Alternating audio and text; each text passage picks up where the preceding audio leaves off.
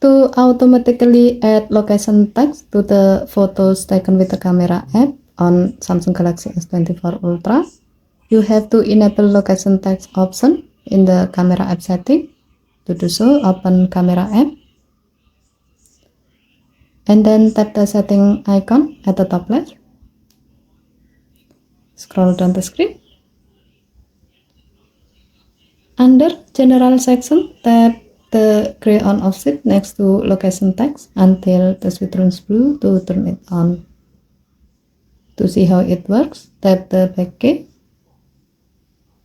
Now take a photo or record a video. Once done, tap the photo thumbnail to open it on the gallery app. Swipe up the photo from the bottom to view the detail. As you can see, the location where the photo was taken has been added to its detail info.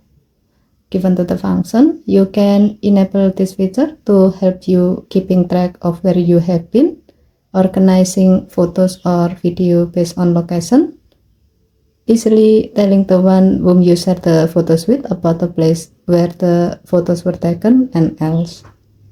Okay, thank you for watching. Please help to like and subscribe. Have a nice day.